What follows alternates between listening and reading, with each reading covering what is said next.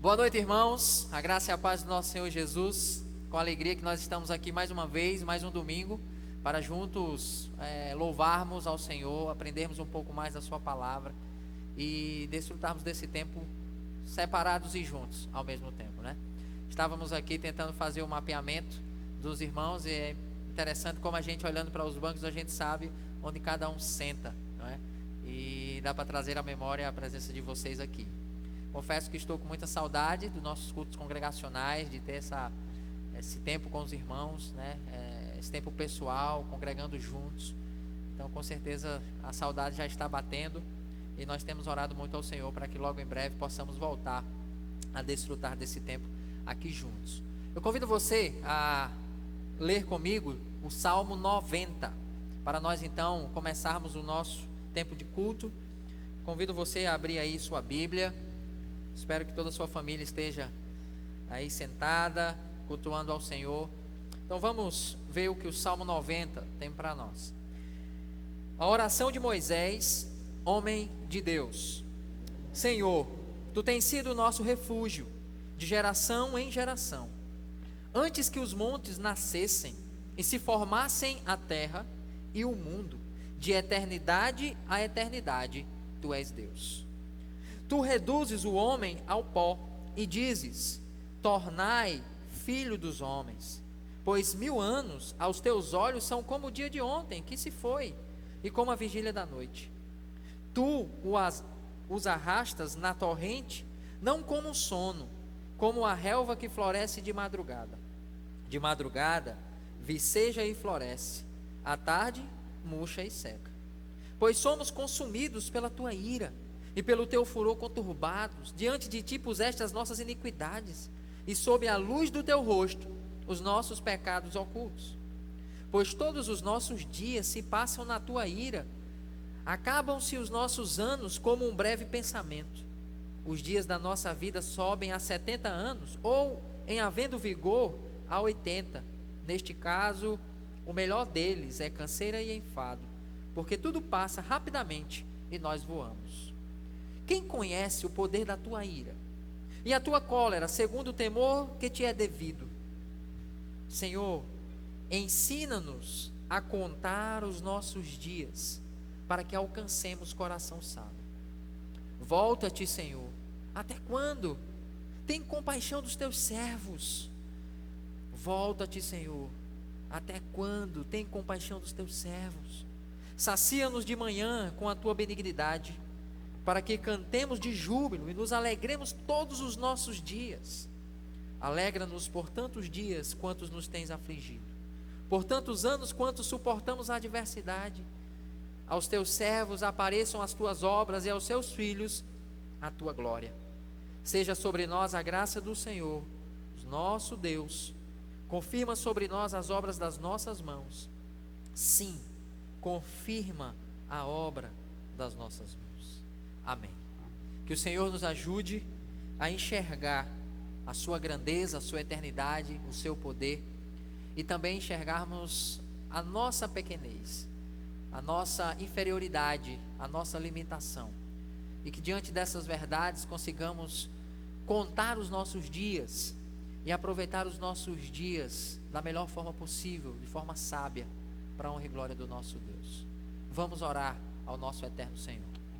Querido Deus, eterno Deus de glória, Deus de poder, Criador dos céus e da terra, Deus de eternidade a eternidade. Graças te damos pelo perdão dos nossos pecados. Graças te damos, ó Deus, porque Tu és um Deus grandioso. Graças te damos porque o Senhor nos ajudou a entender o nosso tamanho, o nosso lugar, as nossas limitações. Sabemos que, como diz este salmo, os nossos pecados, eles estão diante do Senhor em todos os momentos. E antes de Cristo, estávamos debaixo da tua ira. Mas graças ao sacrifício do nosso Senhor Jesus, todos os nossos pecados foram perdoados. A tua ira foi aplacada. E hoje nós podemos desfrutar de paz. Nós podemos, ó Deus, desfrutar da tua graça, da tua compaixão, da tua misericórdia. Muito obrigado, ó Deus, pelo teu imenso amor dispensado a cada um de nós, os teus filhos. Nós pedimos, ó Deus, que o Senhor nos ajude a aproveitarmos todos os dias que o Senhor tem nos concedido, que consigamos contar todos os nossos dias de forma sábia, de forma habilidosa, pautada no Teu conhecimento, nas Tuas orientações, e que dessa forma possamos contemplar a beleza das nossas obras, possamos desfrutar do fruto das nossas boas obras, ó Deus, e que toda honra e toda glória sejam dadas sempre ao Senhor. Em nome do nosso Senhor Jesus Cristo, recebe o nosso culto ao Senhor.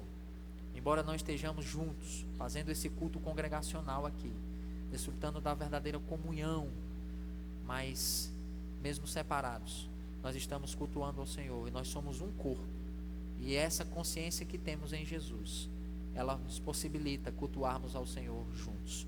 Então, em nome do nosso Salvador Jesus, é que nós oramos e agradecemos. Amém. Vamos louvar ao Senhor bem forte. Convido você a continuar adorando a Deus agora por meio de louvores, de cânticos. Boa noite, queridos. Quão grande é o meu Deus! Como é maravilhoso ler uma passagem como esta e ver que nosso Deus é grande. E a Bíblia nos ensina que devemos adorar esse Deus grandioso, maravilhoso, em espírito e em verdade. Então vamos juntos cantar essas duas canções que falam quão grande é o Senhor, e como a Bíblia nos ensina a adorá-lo, que é em espírito e em verdade.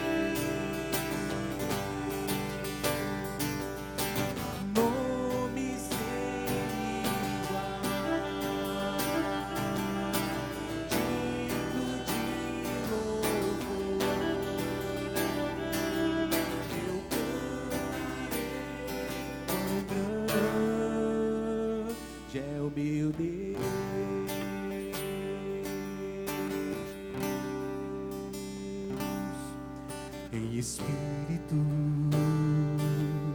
em verdade, te adoramos,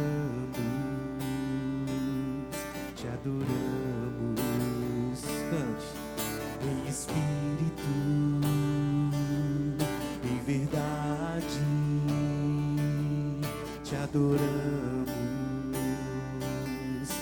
adoramos, Rei dos Reis e Senhor, te entregamos nosso viver, Rei dos Reis e Senhor, te entregamos nosso viver para te adorar, ó Rei dos Reis, porque eu nasci,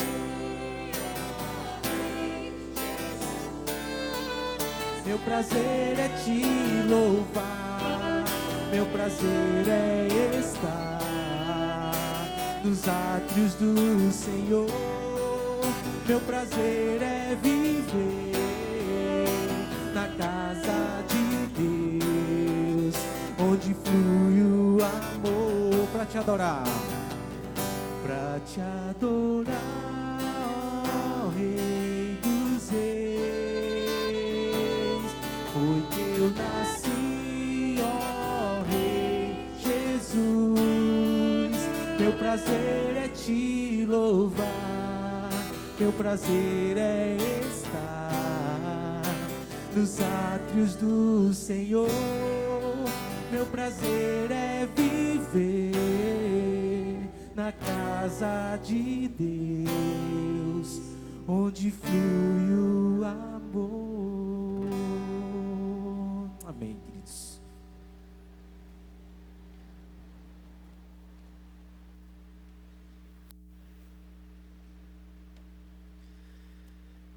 Convido você a abrir a sua Bíblia em 2 Pedro, capítulo 3.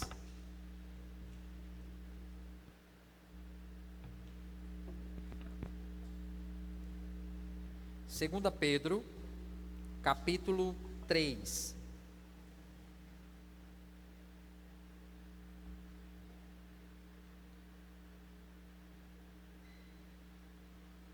Vamos ler a partir do verso 1.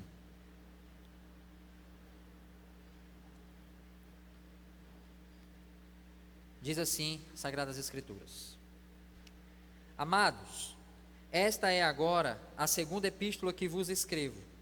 Em ambas procuro despertar com lembranças a vossa mente esclarecida, para que vos recordeis das palavras que anteriormente foram ditas pelos santos profetas, bem como do mandamento do Senhor e Salvador, ensinado pelos vossos apóstolos. Tendo em conta, antes de tudo, que nos últimos dias virão escarnecedores com os seus escárnios, andando segundo as próprias paixões, e dizendo: onde está a promessa da sua vinda? Porque desde que os pais dormiram, todas as coisas permanecem como desde o princípio da criação. Porque deliberadamente esquecem que de longo tempo houve céus, bem como terra, a qual surgiu da água e através da água pela palavra de Deus, pela qual veio a perecer o mundo daquele tempo, afogado em água. Ora, os céus que agora existem e a terra, pela mesma palavra, têm sido entesourados para fogo, estando reservados para o dia do juízo e destruição dos homens ímpios. Pedro, quando escreve essa segunda carta, ele tinha um objetivo de lembrar os irmãos sobre verdades que eles já tinham aprendido. Aqui no contexto de Pedro, o apóstolo Paulo já tinha morrido, e Paulo ele tinha uma influência muito grande sobre as igrejas, sobre os irmãos aos quais Pedro escreve esta sua segunda carta, por exemplo. Então Pedro ele vai citar o apóstolo Paulo em alguns momentos. O apóstolo Paulo já tinha morrido, Pedro já está perto da morte, e pelo fato de existir um grupo de pessoas, falsos mestres, disseminando um ensino inadequado, errado, heresias no meio do povo, Pedro então escreve essa carta para lembrar aqueles irmãos acerca de verdades essenciais. No capítulo 1, Pedro então lembra aqueles irmãos acerca da salvação deles, da vocação que eles receberam, da eleição deles no Senhor Jesus Cristo. Você vê isso a partir do versículo 3, por exemplo. E Pedro chama a viverem, a crescerem, a frutificarem, de acordo com esse chamado, de acordo com essa salvação, de acordo com essa vocação. E aí então Pedro no capítulo 2 ele vai falar diretamente dos falsos mestres. E quando chega aqui no capítulo 3, ele ainda continua falando dos erros dos falsos mestres, mas ele vai fazer uma pequena mudança. Ele vai falar sobre a vinda do Senhor.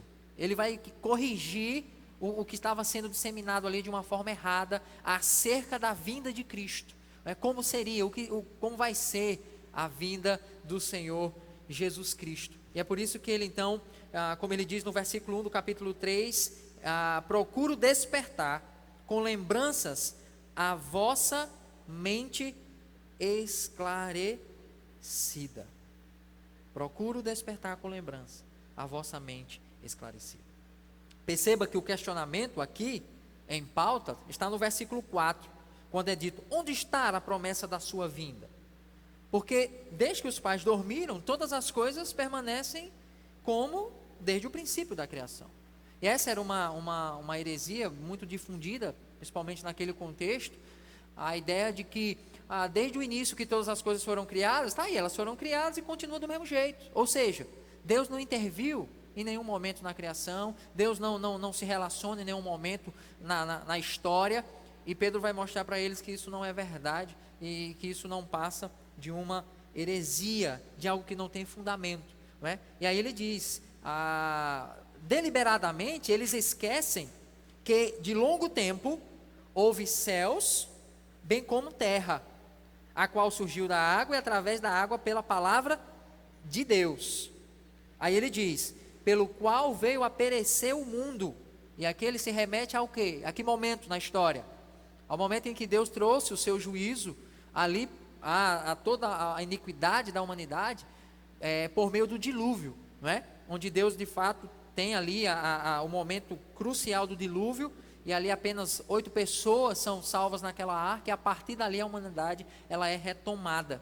E ele diz, pela qual veio a perecer o mundo daquele tempo, afogado em água.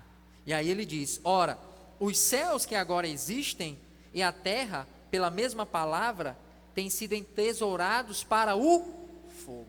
Ele foi destruído por água naquele momento, mas o que aguarda no futuro é o fogo. E aí, lembremos do que João Batista, por exemplo, pregou, e que muitas pessoas não entenderam o que João Batista estava pregando. Inclusive muitos judeus ficaram confusos, porque João Batista, ao anunciar o Senhor Jesus Cristo, ele diz que ele viria para trazer o quê? O batismo com Espírito e o batismo com fogo, não é? Então o próprio João Batista, num tempo depois, quando ele estava num contexto difícil, ele meio que questionou, será que esse é o Messias? Não é? Será que ele de fato é o Senhor que nós estávamos esperando? Porque eu só estou vendo salvação, né? Só estou vendo milagre, só estou vendo cura, só estou vendo coisas boas. E o povo que está perseguindo os seus, por exemplo, estão soltos. E eu estou preso. Então, cadê o fogo? Cadê o juízo? Na mentalidade dos judeus, Jesus viria todo de uma vez e resolveria tudo de uma vez só. Tanto a salvação quanto o juízo, e consumaria tudo. O que não estava esclarecido para eles, e aqui um privilégio nosso, por termos as escrituras completas, né? E podemos olhar para aquele episódio de uma forma muito mais completa, é que, de fato, Jesus Cristo vem, mas ele vem como um servo, ele não vem para assumir o trono terreno, ele não vem para estabelecer o reino terreno, não é? Ele vem, e ele vem para servir, ele vem como sumo sacerdote, aquele que vai expiar os nossos pecados. Então, ele é assunto ao céu, ele inaugura os últimos dias, como Atos 2 vai dizer, versículo 17, Hebreus capítulo 1, verso 1, 1 Coríntios capítulo 10, capítulo 11, não é? Vai falar que os fins dos séculos já chegaram, os últimos dias já chegaram e foram inaugurados por Jesus. Então ele vem, inaugura isso, é assunto ao céu, e ele promete que ele vai voltar. E quando ele voltar, aí sim, haverá a consumação de tudo, haverá o juízo. E aí perceba a linguagem de Pedro quando ele diz, olha, ora, os céus que agora existem à terra, pela mesma palavra, têm sido entesourados para o fogo, estando reservados para o dia do juízo e destruição dos homens ímpios. Então, o que aguarda a humanidade que está sem Cristo é justamente este juízo da parte de Deus. E aí, a partir do verso 8, perceba como Pedro vai então apresentar essa volta do Senhor Jesus Cristo para aqueles que estão nele. Olha o que ele vai dizer: há, todavia, uma coisa, amados, perceba que ele muda a linguagem, que não deveis esquecer. Mais uma vez ele com a ideia de lembrar, ele escreve para lembrá-los, e aqui ele usa a expressão, não deveis esquecer, que para o Senhor, um dia é como 1000 anos, e 1000 anos é como um dia. Esse é um texto que tem sido tirado de contexto de uma forma extraordinária por muitas pessoas. Aqui Pedro está fazendo uma analogia, e a ideia de Pedro é mostrar que a percepção de Deus de tempo é diferente da nossa. O nosso Deus, ele vive na eternidade, ele não tem a mesma dimensão e a ideia de tempo que nós temos, de um dia após o outro, tempo sobre tempo, né? A percepção dele do tempo é uma percepção da eternidade. Então, pense comigo aqui, pense num evento passado que durou muito tempo. Para você, a percepção desse tempo, durou 500 anos a guerra tal. Para você isso não parece muito porque é passado, você não tem como entender os pormenores disso. Da mesma forma, a percepção de Jesus, a percepção dele do tempo é a percepção da eternidade.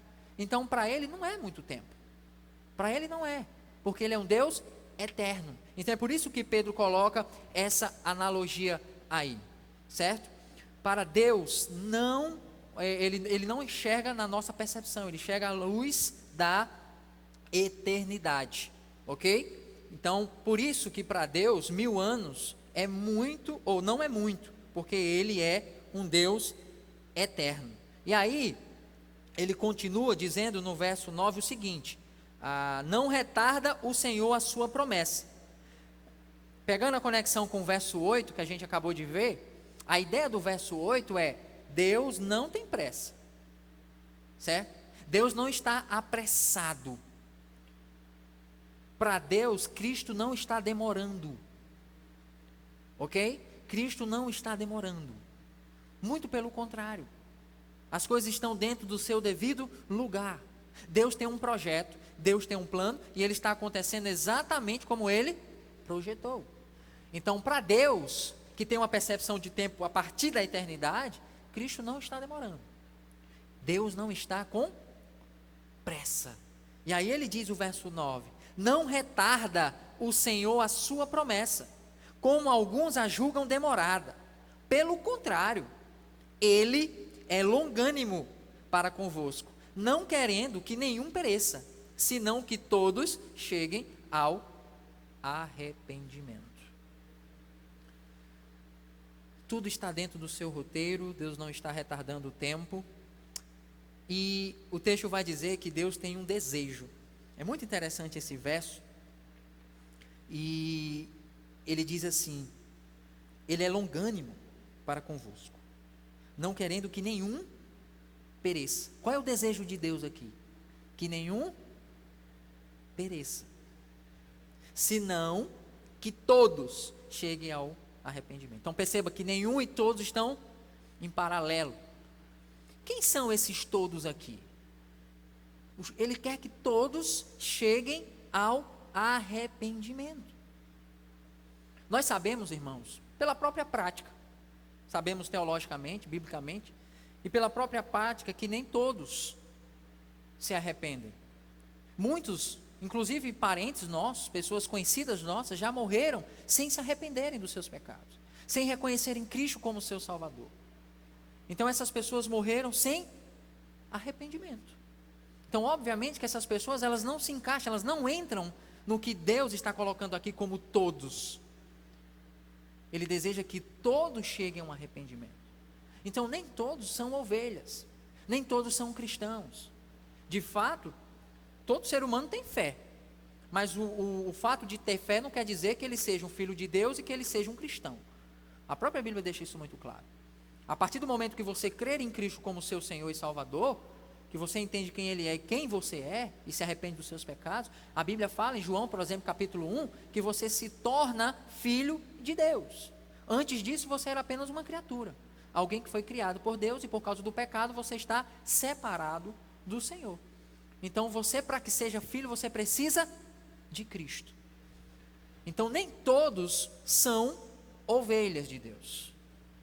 E é interessante lembrar a linguagem que João usa, que aqueles que Deus deu a ele, esses serão as suas ovelhas. Esses serão cuidados pelo Senhor Jesus Cristo. O contexto de Pedro, Pedro usa muita expressão, aquela expressãozinha, né, que muitos não gostam, é a expressão os eleitos de Deus, inclusive aqui no próprio texto. Aqueles que Deus elegeu, que Deus escolheu. Nós já vimos isso em Efésios, quando nós começamos a expor a carta lá, logo no início.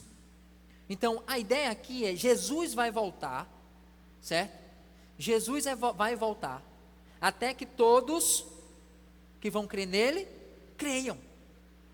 Jesus vai voltar, quando o projeto dele estiver pronto, estiver cumprido o seu objetivo. Lembra de Romanos, capítulo 11? É o mesmo argumento de Paulo, quando Paulo diz assim, ó, quando terminar o tempo dos gentios, é o mesmo argumento de Pedro. Quando terminar esse tempo, Jesus voltará. Jesus vai voltar. Por isso que aqui Pedro está dizendo que ele é longânimo. Imagina aí o nosso Deus esperando, né? Mas obviamente que o plano dele está exatamente acontecendo do jeito que ele planejou. Então este é o mesmo argumento de Pedro, certo? Até que aqueles se arrependam, até que o seu povo se arrependa, creia nele como Senhor e Salvador, que se submetam ao Senhor, que chegue a esse arrependimento, até que isso não aconteça, Jesus não vai voltar.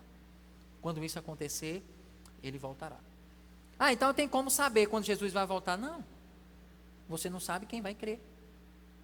O que você tem que fazer é pregar o Evangelho, porque é por meio da palavra, ao ouvir, que a fé vai ser produzida, que a crença vai ser estabelecida. Então pregue a palavra, anuncie a palavra, e nós vamos perceber que o dia do Senhor, que a vinda de Cristo, ela não tem anúncio, pré-anúncio. Ele vai vir, Pedro vai dizer, veja, versículo 10, virá entretanto como ladrão. Ele virá como ladrão.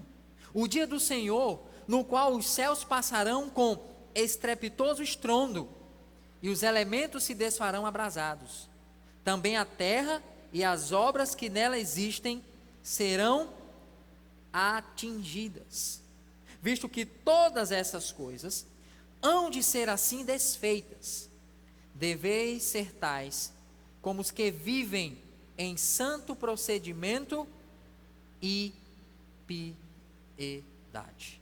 Então perceba, ele virá como um ladrão.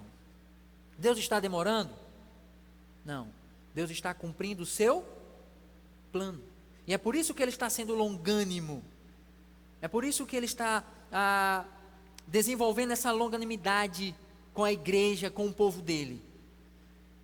E quando houver de fato o arrependimento que tem que ter, aí sim ele então voltará. No verso 10, há uma pequena mudança aqui que nós percebemos no assunto. Um certo aspecto é mudado. Pedro fala do que irá acontecer. Ele diz que ele virá como um ladrão, no qual os céus passarão com um grande estrondo, e os elementos se desfarão abrasados.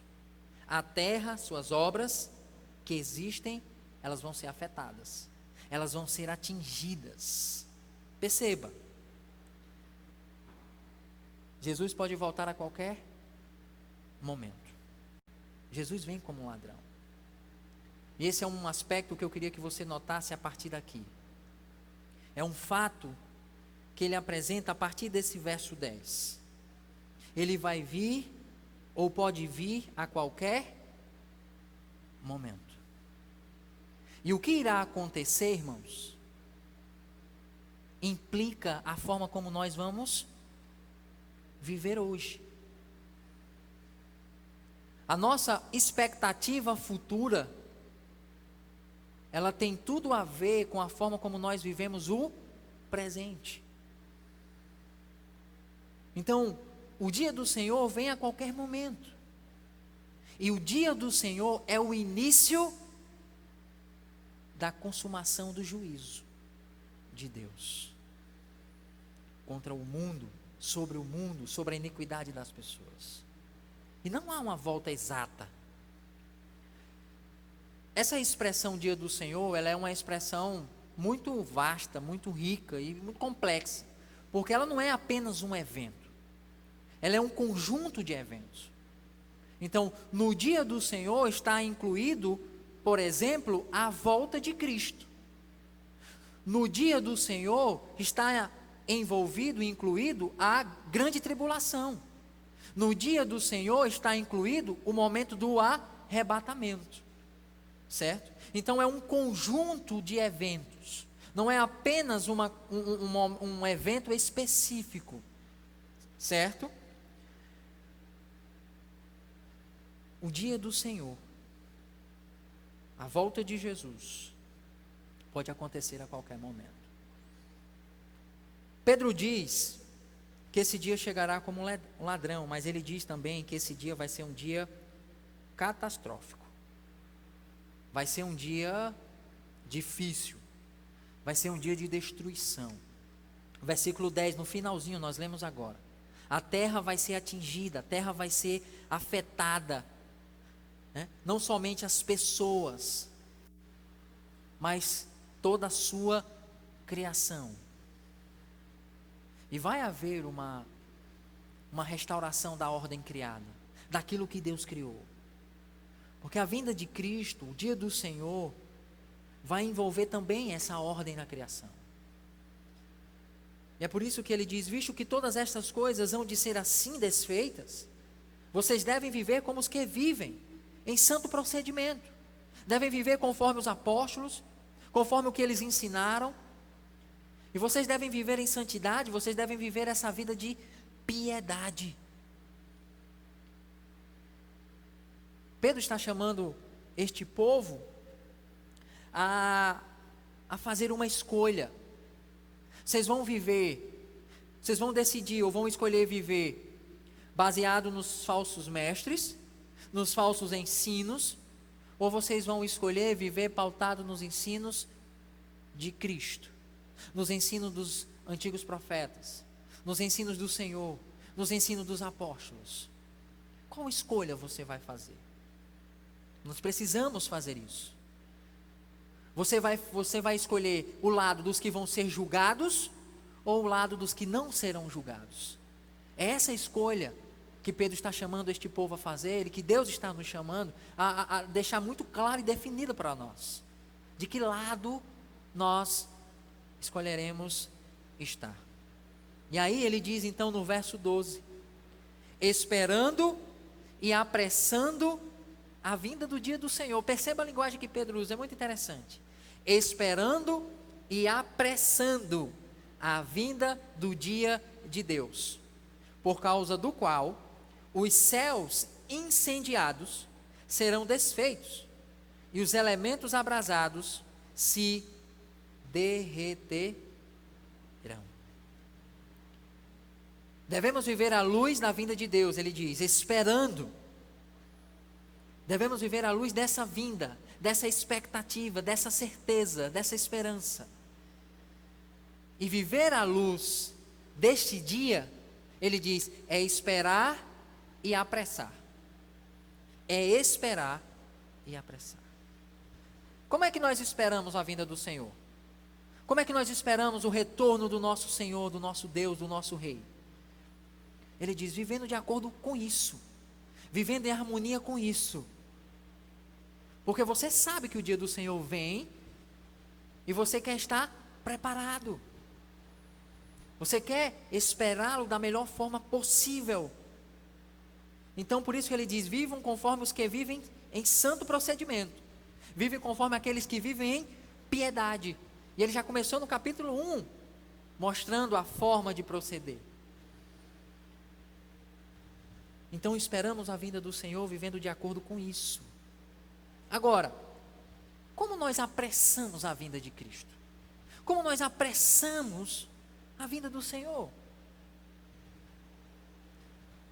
Deus voltará quando todos forem salvos.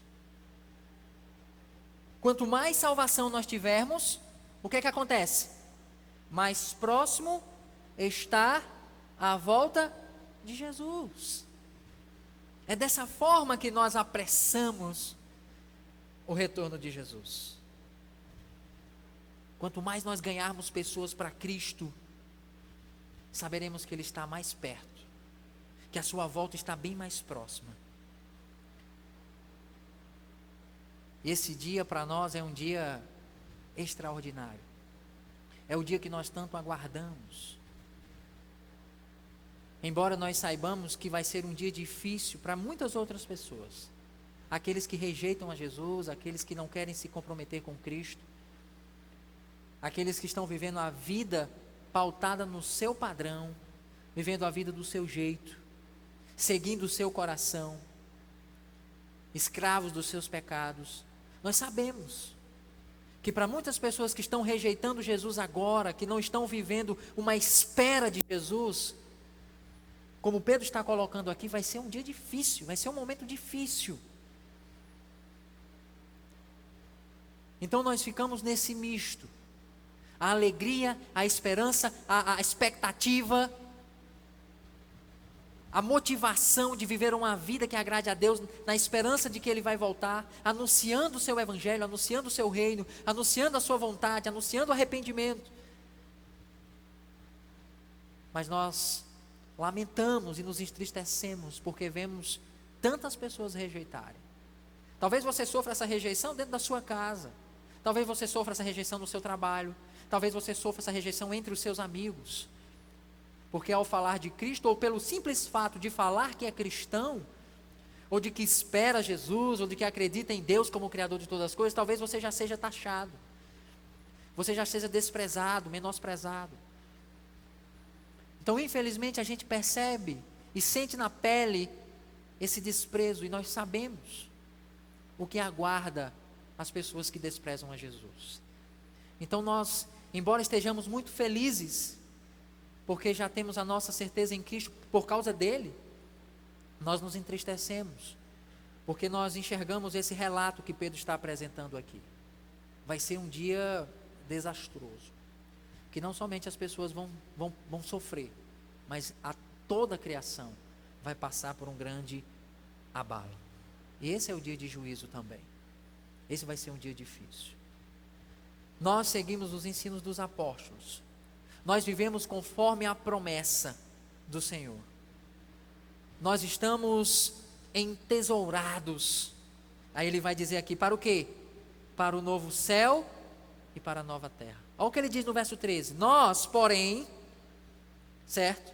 Nós, porém, que não passaremos pelo fogo do juízo, aqueles que estão em Cristo, que vivem à luz dessa esperança, esperando e apressando o retorno dele, ele diz, nós, porém, segundo a sua promessa, esperamos novos céus e nova terra, nos quais habita justiça. É isso que espera aqueles que se arrependeram dos seus pecados, aqueles que acreditaram em Jesus Cristo, aqueles que vivem à luz do que Ele ensinou e vivem à luz da sua espera.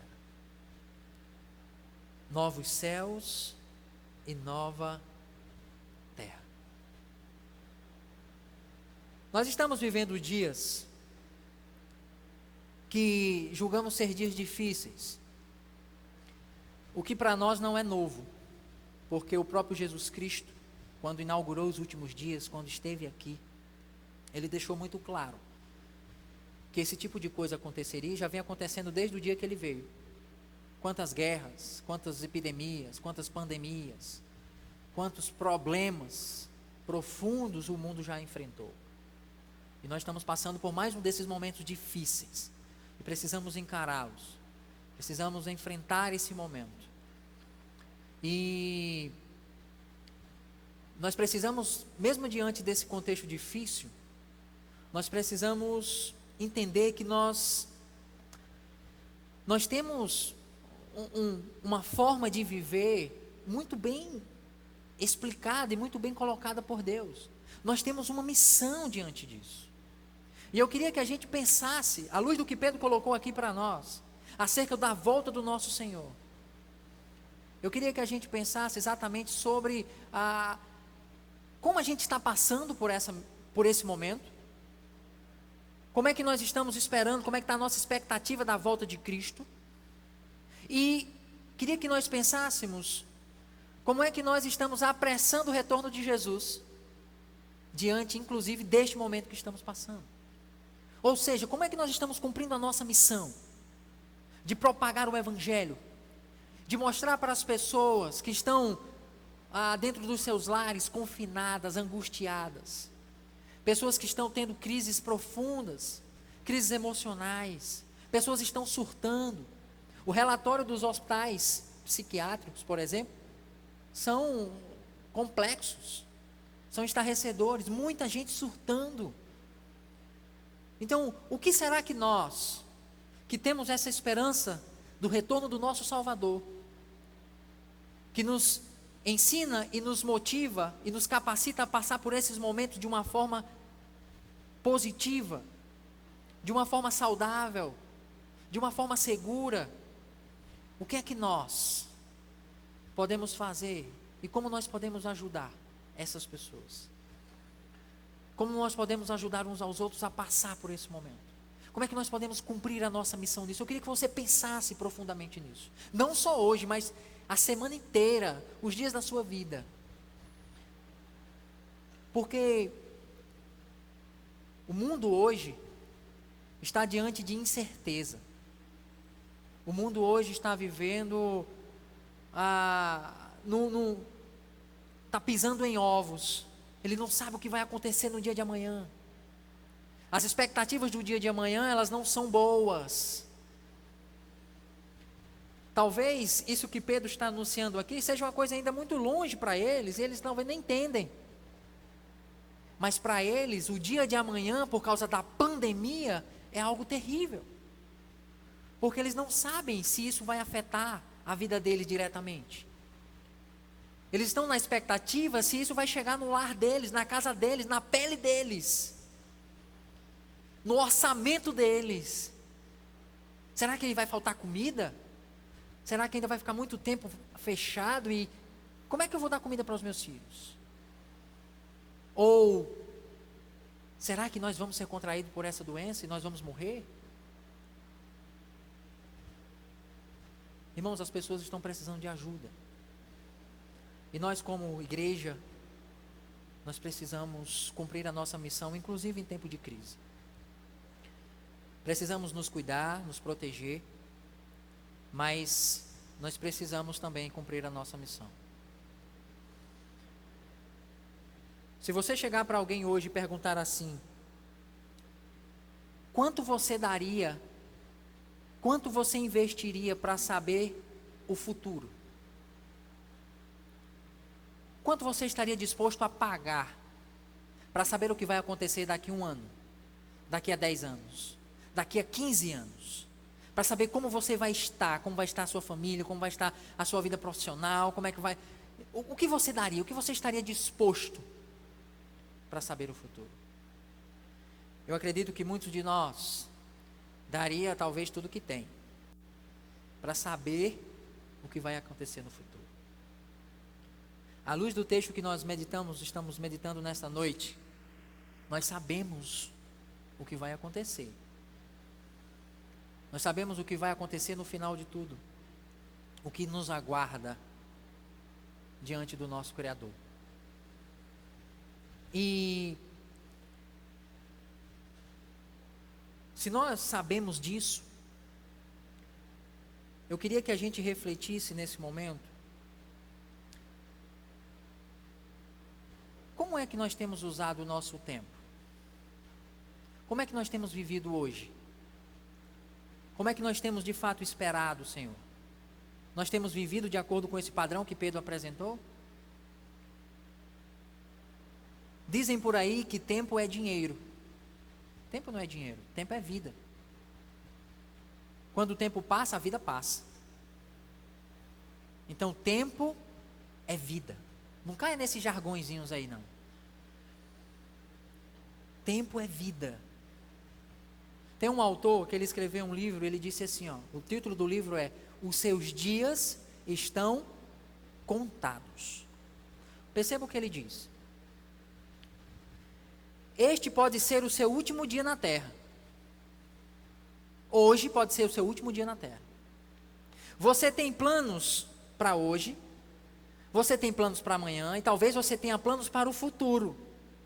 Talvez você tenha muitos planos para 2020.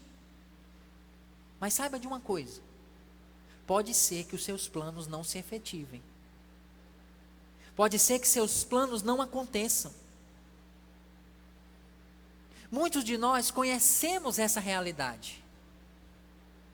Mas ele diz, mas nós não costumamos pensar que isso acontecerá conosco. Hoje pode ser o seu último domingo.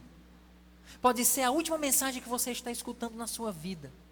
Pode ser o último culto que você está prestando a Deus. Muitos dos seus planos para o ano de 2020 pode não se cumprir, fato. Pode não se concretizar. Talvez você não chegue nem até o final do ano. Talvez você não chegue nem até o final do mês. Talvez você não chegue nem até o final da semana. Talvez você não chegue nem ao final do dia. Ai, pastor, que coisa desconfortável. Irmão, é desconfortável. Mas nós precisamos bater de frente com isso, porque isso é realidade. Talvez você não chegue ao final do dia. Essa é uma verdade que nós não podemos esquecer. Mas infelizmente nós esquecemos dela com tanta facilidade. Esquecemos com tanta facilidade, irmãos, que para muitas pessoas, quando você fala em morte, sabe o que é que elas dizem? Misericórdia, está amarrado, está repreendido, isola, bate na madeira. Porque eles têm a crendice de que o simples fato de falar de morte é que vai fazer com que a morte venha até você. Vai atrair a morte, o falar da morte.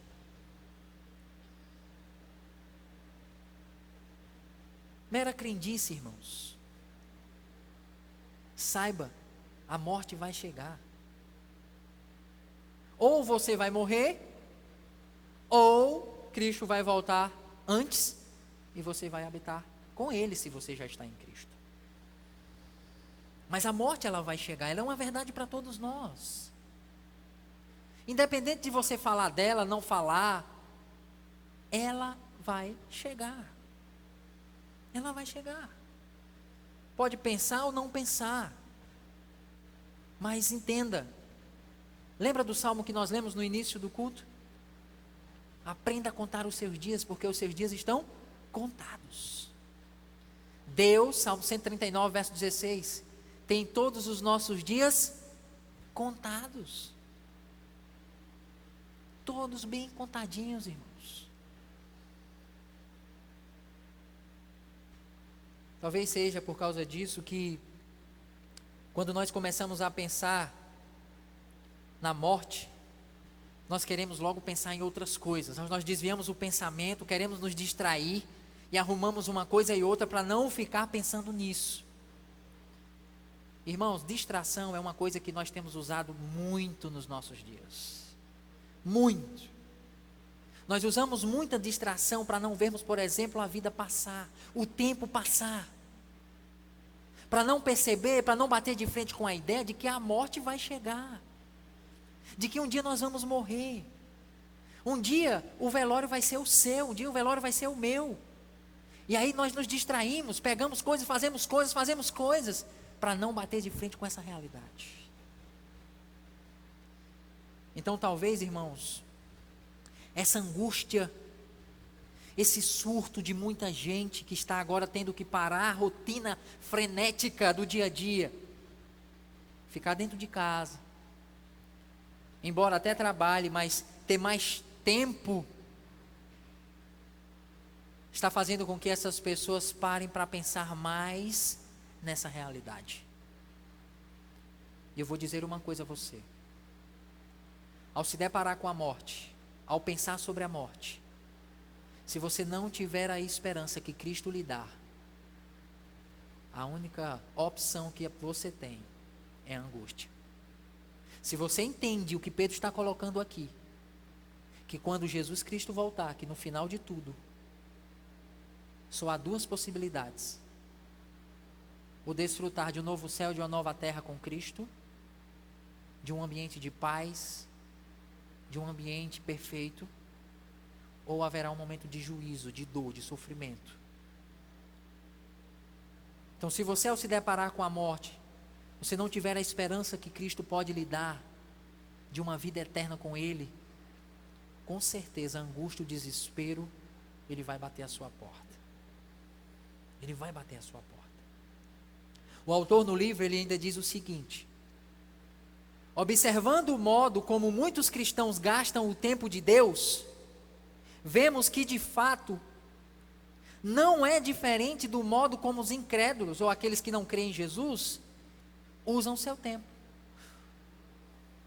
O que ele está dizendo é que, infelizmente, a forma como muitos cristãos que dizem ter a esperança em Cristo Jesus estão desfrutando do tempo que é de Deus, não é dele, ele é apenas um administrador. Eles estão usando esse tempo da mesma forma ou pior do que aqueles que não têm Cristo.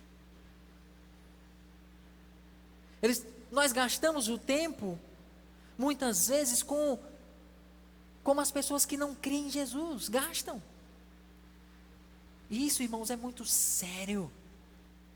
Primeiro porque o tempo não é nosso. O tempo é de Deus. 1 Coríntios vai deixar isso muito claro. Se você ler o capítulo 6, você vai perceber isso como muito claro. Os nossos corpos não são nossos, a nossa vida não é nossa. É templo do Espírito Santo, é tudo de Deus. E nós temos que usá-lo para Deus. Então, o tempo não é nosso. E se o tempo não é nosso, não existe aquela ideia, eu tenho tempo livre. Você não tem tempo livre, porque o tempo não é seu. Entende? O tempo não é nosso, então nós não temos tempo livre. Então, se você não tem tempo livre, o tempo não é seu, você não pode gastar o tempo da forma que você bem entende, da forma que você bem quer. É por isso que nós precisamos aprender a contar os nossos dias. É por isso que nós precisamos desfrutar ou pensar e refletir na volta de Cristo e no que ela implica para nós. Porque Pedro está dizendo que nós devemos esperar e apressar esse retorno, essa volta.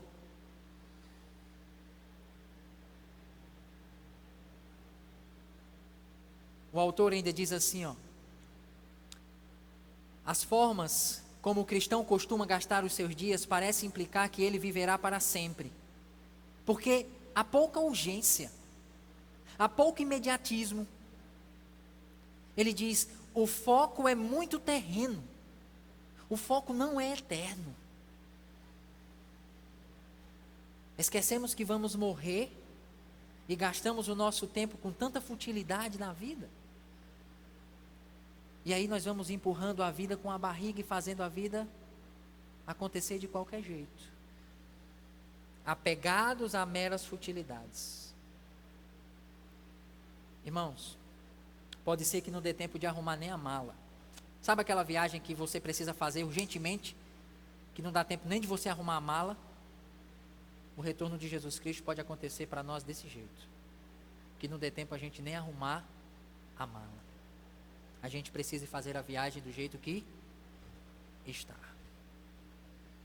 Quando Ele chamar, quando Ele vier, teremos que ir do jeito que estamos.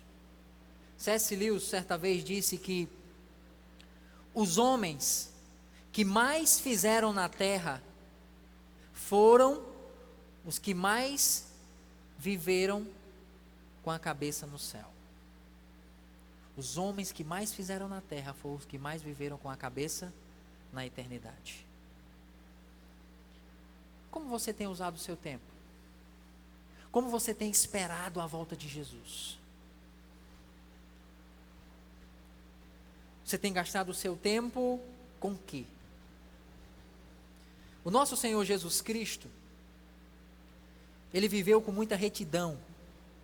Ele não viveu segundo simplesmente os seus desejos, a sua própria vontade, vamos dizer assim. Jesus viveu para redimir o tempo. Jesus, ele viveu para cumprir a sua missão. Jesus viveu de tal forma que ele redimiu até o nosso tempo. Jesus sabia que nós jogaríamos muito tempo fora. E é por isso que ele não perdeu um segundo da sua vida, do seu ministério. Ele tinha um objetivo, ele sabia o que fazia e ele fez tudo o que deveria fazer. Pensamentos, conversas, atividades. Para onde você olhar os relatos de Jesus, você vai perceber Jesus aproveitando cada detalhe. Jesus focado em tudo que era de Deus. Irmãos, esse é o fundamento que traz um alívio para nós, que traz um bálsamo. Porque quando nós pensamos nessa realidade da morte, quando nós pensamos na forma como nós temos utilizado a vida, eu confesso que dá uma angústia, dá uma coisa ruim na gente. Mas quando a gente olha para o nosso Senhor Jesus Cristo e sabe, e tem a certeza de que na vida dele, na morte dele, na ressurreição dele, na obra dele, até o nosso tempo foi redimido, isso nos traz esperança. Isso nos traz alegria. Isso nos dá paz. Evita desespero. Porque Jesus Cristo redimiu o tempo por mim. Embora nós estejamos em guerra com o nosso tempo, porque o tempo está em guerra com a natureza de Deus, nós amamos a Cristo. Ninguém quer morrer, mesmo amando a Jesus, ninguém quer morrer, isso é fato. Paulo disse que estar com Cristo é incomparavelmente melhor, mas Paulo não está dizendo que a morte em si é algo bom. Ele não está afirmando isso. Mesmo assim, nós vamos enfrentar a morte, a não ser que Jesus volte antes. E por isso que eu enfatizo a pergunta para você, pensando nas implicações desse texto de Pedro para nós. Como é que você tem gastado os seus dias, meu irmão? Como é que você tem gastado o seu tempo? Será que você tem gastado muito tempo com um passatempo? É interessante notar, eu estava refletindo essa semana, que antes da crise chegar para nós, uma das coisas que mais estávamos falando era dos prejuízos que a tecnologia, as redes sociais, estava trazendo para a vida humana. O mau uso dessas coisas estava trazendo para a vida humana. Lembra disso? Muitos cuidados, inclusive na criação dos filhos, o tempo que passam no celular, o tempo que passam nas redes sociais. Interessante notar que agora nós estamos em um outro momento. Um momento em que nós somos impulsionados a usar dessas coisas de uma forma intensa. É ou não é? A forma que temos de nos comunicar, a forma que temos agora de desenvolver o nosso trabalho, fazermos reuniões, de termos contato com as pessoas, é por meio das redes sociais. Lives, chamadas de vídeo, aplicativos de reunião. Usem. Muitos de nós, que já tínhamos problema com isso, vamos continuar tendo e vamos continuar usando isso de uma forma totalmente desregrada. Um benefício é que aqueles que não sabiam usar, estão entendendo que é importante, pelo menos aprender o básico e manusear essas coisas, porque faz parte da realidade. Mas o ponto aqui é, como nós temos usado muitas séries no Netflix, os conselhos que estão dando, né? Aproveite para assistir muitas séries. Será que esse é um bom conselho? Irmãos, nós temos uma grande capacidade de transformar coisas boas em coisas ruins. E o nome disso é idolatria. Sabe aquela ideia de você pegar algo bom e colocar no lugar de Deus, colocar como a coisa mais importante da sua vida? Idolatria. O nosso coraçãozinho aqui, ó, como alguém já disse, é a fábrica disso. É a fábrica de ídolos, produz ídolos o tempo todo. Muitas atividades, infelizmente, mesmo que sejam boas, elas têm afastado as pessoas da adoração e do culto a Deus. Quando o nosso passatempo, quando o nosso lazer, ele começa a competir com o Senhor, então aí já é um problema. Já temos um grande problema. E eu queria chamar a sua atenção para isso. Queria que você estivesse atento a isso.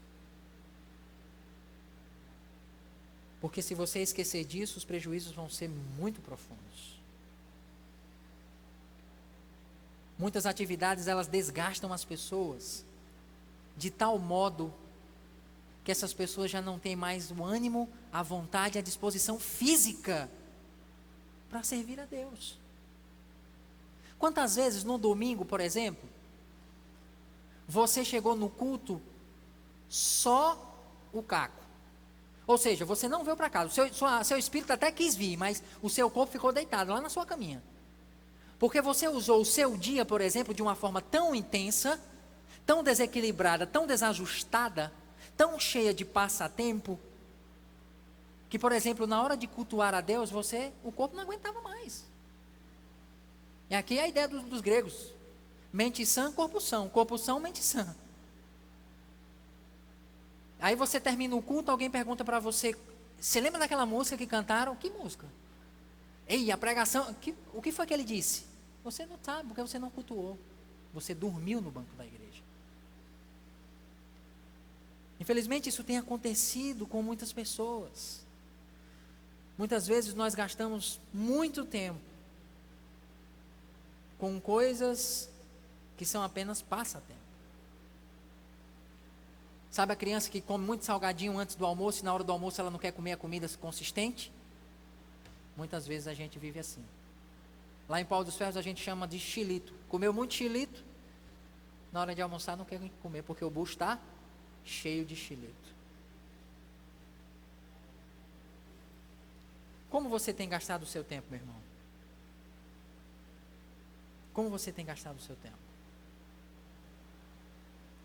Será que o seu tempo tem sido usado, usufruído na perspectiva da eternidade? Na perspectiva de Deus? Pense nisso. E como é que você tem cumprido a sua missão? Tem muita gente precisando de Jesus. Vamos anunciá-lo.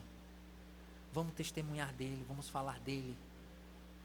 Ele pode trazer a verdadeira paz que nós precisamos. Ele pode perdoar os nossos pecados. Ele pode nos livrar do juízo eterno. Ele pode nos dar a esperança de uma vida com Ele.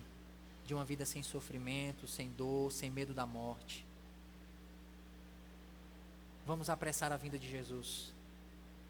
Vamos viver pautado naquilo que é eterno e não naquilo que é temporal. Se o objetivo de Deus é que o nosso foco esteja sobre o eterno, de uma coisa nós temos certeza: se o objetivo de Deus é que o nosso foco seja na eternidade, uma outra coisa a gente tem certeza: o objetivo e o investimento maior de Satanás vai ser para levar o nosso foco para as coisas terrenas. Ele vai tentar nos distrair com todas as forças que ele tem, para mantermos o nosso foco nas coisas terrenas.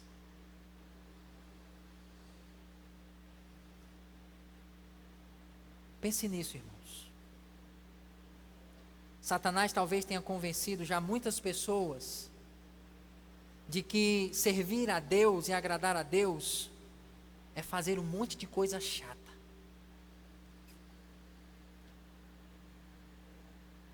Sabe aquele momento que você está assistindo um jogo, uma final de um campeonato, seu time está jogando, ou um time que você gosta, Aí o jogo tem 90 minutos, tem intervalo, vai para prorrogação, tem tempo extra.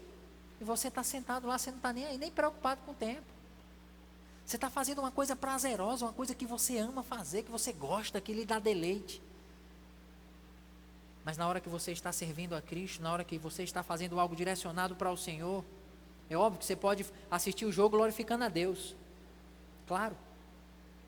Mas o contraste aqui é entre o prazer que você tem com aquelas atividades e o prazer que você tem com as atividades que você faz diretamente ali servindo ao Senhor. Por exemplo, uma atividade ministerial na sua igreja, um evangelismo. E aí aquilo parece que é cansativo, que é enfadonho, que não dá prazer. E aí você se esquiva, você não quer, faz de qualquer jeito. Irmãos, talvez Satanás já tenha enganado muitos de nós com essa mentalidade. Fazer as coisas de Deus é chato, é cansativo. Vamos passar o tempo com outras atividades. Sabe aquele choque? Rapaz, um jogo no campeonato que eu estou jogando na hora do culto? Como é que pode? E aí o dilema, vou para o jogo ou vou para a igreja?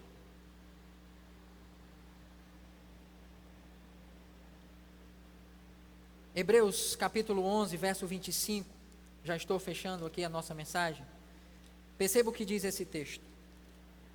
Hebreus 11, verso 25. Preferindo ser maltratado junto com o povo de Deus, a usufruir prazeres transitórios do pecado. Ele está falando de quem?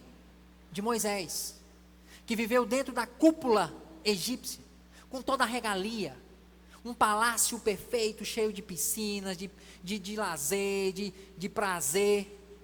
E o texto diz que ele preferiu ser maltratado junto com o seu povo, com o povo de Deus, a desfrutar, a ter prazer transitório. Percebe a lição aqui para nós, irmãos?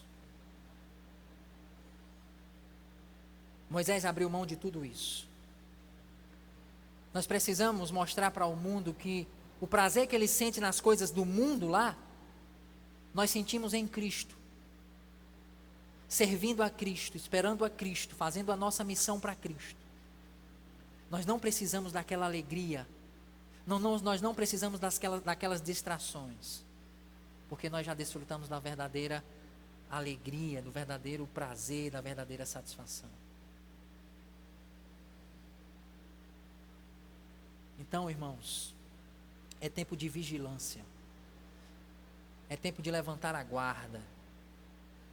É tempo de manter o foco naquilo que realmente é importante. É manter o foco naquilo que é eterno. E não naquilo que é passageiro. Não naquilo que é efêmero, não naquilo que vai acabar. Como você tem esperado a volta do Senhor Jesus Cristo? Como você tem apressado o retorno dele? Pensa nisso comigo. E que o Santo Espírito de Deus aplique essa palavra no seu coração. E que você seja movido, motivado, transformado. E que aquilo que precisa ser mudado, seja mudado. Você tome decisões em relação a isso e mude aquilo que precisa ser mudado. E que o seu foco esteja extremamente na eternidade. E não nas coisas terrenas, não nas coisas passageiras. Porque se assim nós vivermos, não importa a crise, não importa o momento, nós vamos passar por esses momentos de uma forma que o nome de Deus seja glorificado. Nós vamos passar de uma forma firme, de uma forma segura. Nós vamos passar com estabilidade. Porque nós temos a certeza de que Ele está conosco. E de que Ele está cumprindo o seu plano. Está nos usando para que esse plano seja cumprido. E que Ele muito em breve vai vir para consumar todas as coisas. Eu convido você nesse momento a se colocar em atitude de oração. Coloque a sua vida diante de Deus. Ore ao Senhor nesse momento, juntamente com a gente. Querido Deus, graças te damos pela esperança no retorno do nosso Senhor Jesus Cristo. Graças te damos porque o que nos aguarda é um novo céu, uma nova terra. Suplicamos ao Senhor, ó Deus, que enquanto aqui esperamos, consigamos viver de uma forma santa, de uma forma piedosa, pautado na Tua palavra, pautado nos bons exemplos dos Teus profetas, do Senhor Jesus Cristo, dos apóstolos, e que assim então, ó Deus, vivamos uma vida sábia, uma vida santa, uma vida que aproveita tudo que o Senhor tem nos dado, de uma forma boa, de uma forma correta, usando tudo que temos aqui, baseado na eternidade. Pedimos que o Senhor nos ajude a cumprir a nossa missão, a que consigamos o equilíbrio e a sabedoria para não somente nos proteger, mas para ir para a batalha, para falar do seu amor, para falar do seu perdão, para falar da sua graça, para falar da sua justiça, para os inúmeros seres humanos que ainda estão sem conhecer o Senhor Jesus Cristo, sem se arrependerem dos seus pecados. Nos incomode, nos motive, nos ajude, tira todo o medo, tira toda a angústia, tira todo o desespero, toda a desconfiança, e nos dar, ó Deus, amor, moderação, ousadia, coragem, para que cumpramos a nossa missão aqui nesta terra. Que estejamos dispostos a abrirmos mão, a rejeitarmos os prazeres transitórios em prol dos prazeres eternos que o Senhor tem para nós. Em nome do nosso Salvador Jesus Cristo é que nós oramos e agradecemos. Amém.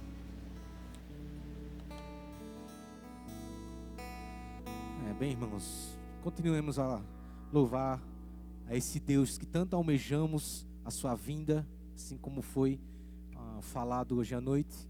Então vamos adorar esse Deus cantando mais uma vez quão grande Ele é.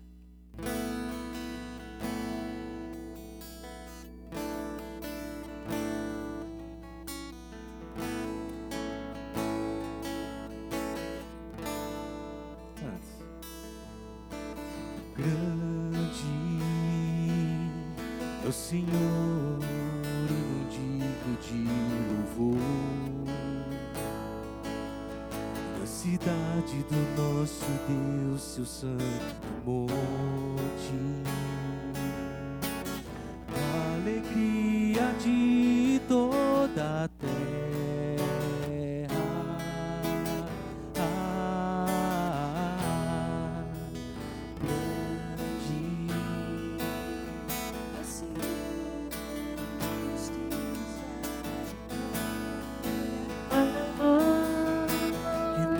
Ajuda contra o inimigo, por isso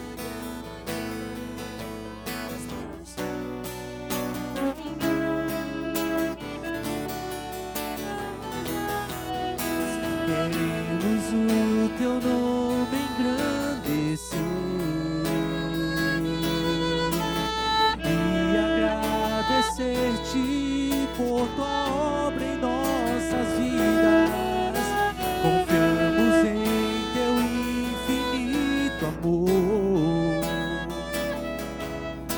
pois só tu és o Deus eterno sobre toda a terra. Queremos o teu